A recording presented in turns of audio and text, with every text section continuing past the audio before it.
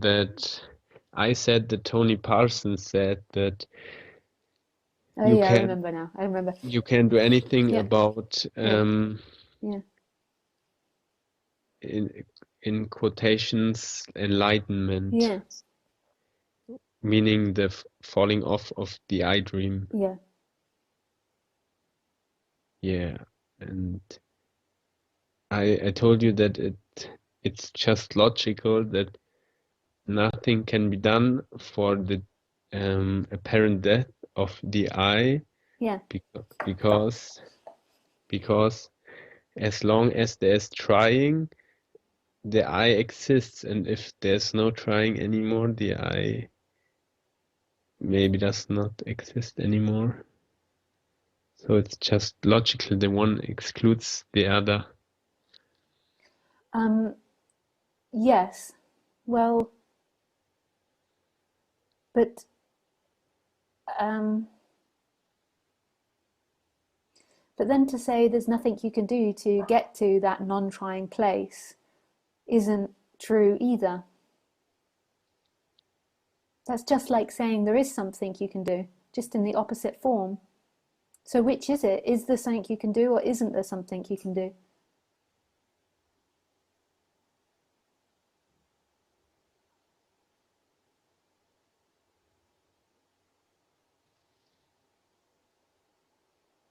Is it a question? Yeah.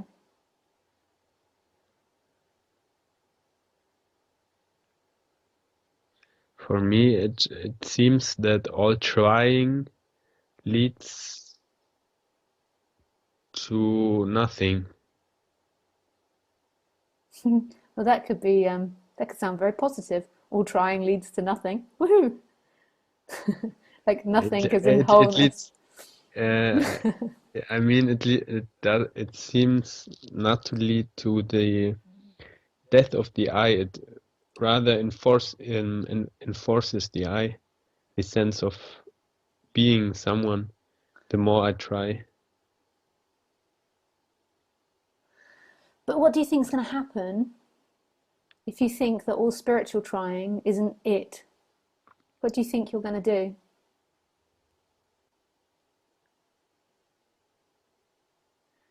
I just leave this goal aside. I just continue living and practicing or not practicing how it feels good for me, and then then it happens or it does not happen. This is what it means for me, you know. So I practice your feeling, what you described, feeling your pain and things like this, and maybe sometimes for fun, self-inquiry or something like that, and but not with the goal to be to Well, that's it. I mean, like that's really beautiful not to have the goal to get into enlightenment, because what is enlightenment anyway? Like it's just an idea that we share between ourselves in order to talk about something, but it's to the person, to the mind, it's just another fantasy, another daydream.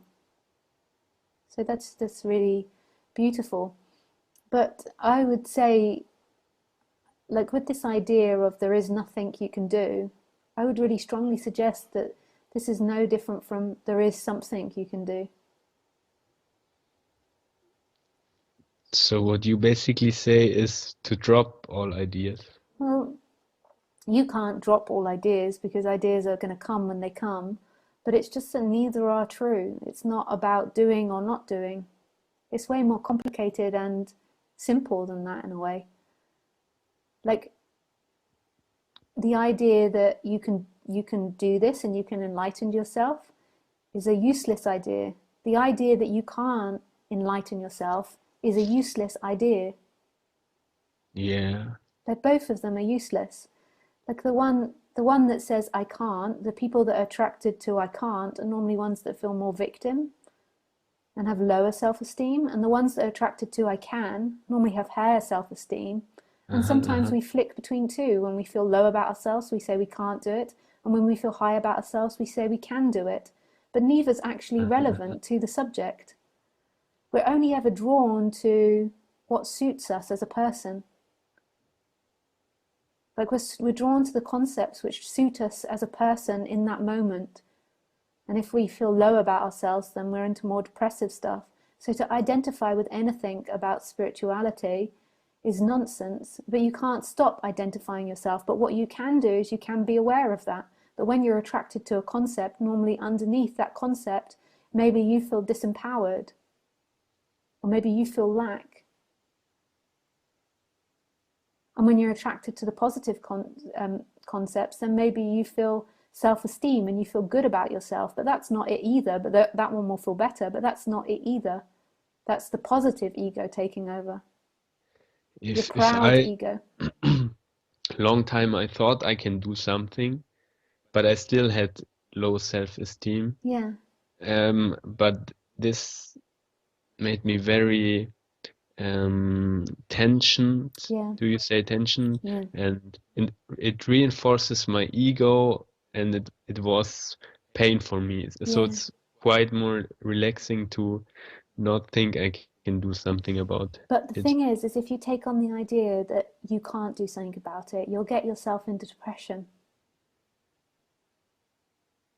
No, at first it was depressing to hear that I can't do No, anything. you'll get yourself into That's depression over time. I see it happen all the time. It's basically what will begin to take hold of it in your body is the apathy. It's the sense of feeling stuck, the sense of not being able to do it. no, I think it feels like I'm over this. At first it maybe was like that, but I would not say that I feel stuck or what you say. Yeah, okay. It's just I see it's happened so many times to people with these teachings, and um, and it's just a misunderstanding, and it's just the ego taking over or the separate self taking over, but in the negative.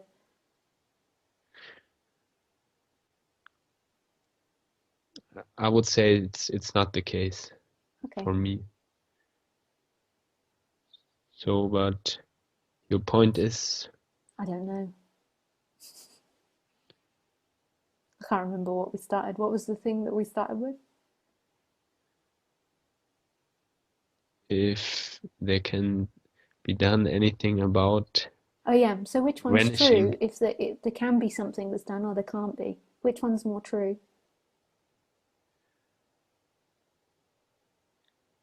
I still believe in the second one, so not being able. Well, that's okay. That's what you believe. That's what you believe. And if that feel makes you feel relaxed, but it will have a scorpion's tail on it.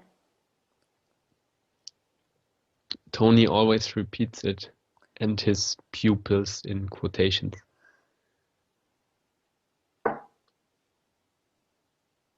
I remember it. It's just in my memory. Maybe I misunderstood. Yeah, maybe. But maybe Tony's wrong then. Yeah. It will So have a scorpion's tail, I assure you. Any idea which feels good today will feel bad tomorrow.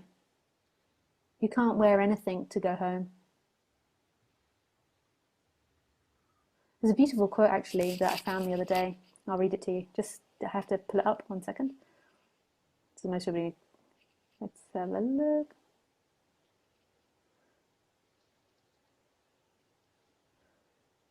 It's a very small quote. It's not one of these huge long ones that will take me forever to read.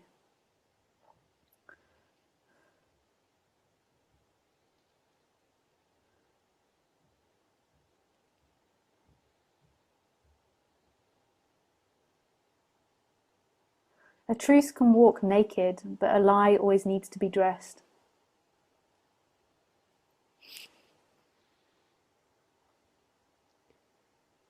that reinforces what you say, Yeah. leaving concepts behind.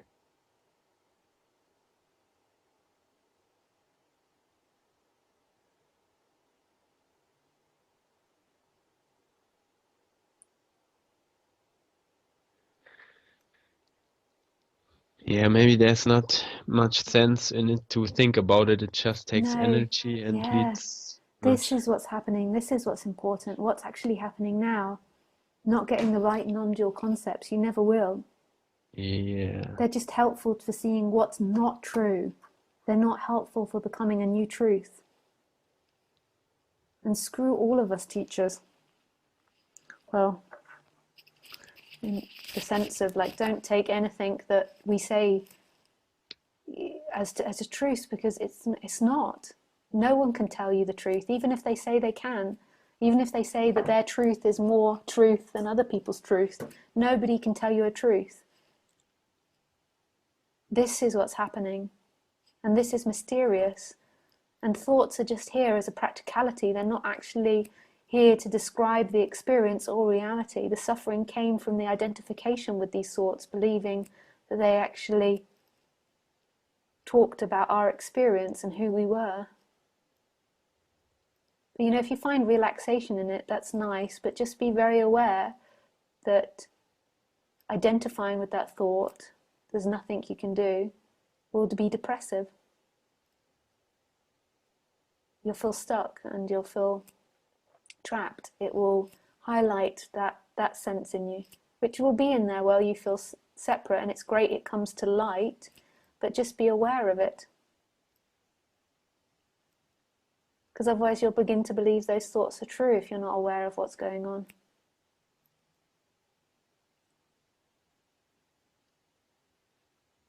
You said I have to be aware of what's going on to If you realize truth. if you're not aware, it's not that you have to be aware to realize truth, but if you're not aware of what's happening, then you'll go into cycles of stories.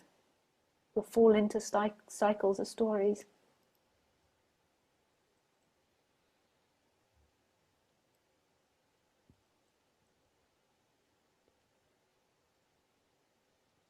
And it's not that you have to be aware, but they just have to come up into awareness, the personal awareness. Why do they have to? Otherwise, they'll keep on circling. Circling. They'll keep on playing. Uh-huh. So in the personal awareness, once you become more clear about what's destructive and what's making you suffer, then those dynamics will stop appearing. Mm-hmm. Yeah, I noticed it also. Just like if you have a stone in your shoe, but you don't understand you have a stone in your shoe, and then someone Yeah. says you have a stone in your shoe, then you can take it out.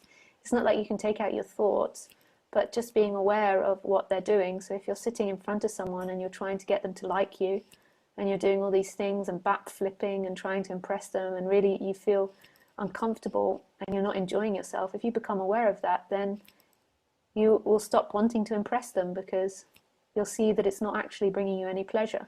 It's an old pattern playing out of wanting to be loved, and it will never be satisfied by making them happy. Yeah, it brings relaxation to be aware, I think. Yeah. And this is just what happens in the personal body. This isn't about getting to liberation, this bit, but this seems to simultaneously go with waking up and with freedom. Is that the person Yeah. becomes more aware of itself. It's not so deluded about what's happening. It's not living so many lies. But ultimately, that stillness is right here. That stillness Okay. is ever present. And no matter how much you're suffering or not suffering, it's there. No matter what you think or don't think, it's there. And it's a total mystery. And it's beyond all those personal dynamics and you being aware of the personal dynamics. But these things seem to happen at the same time.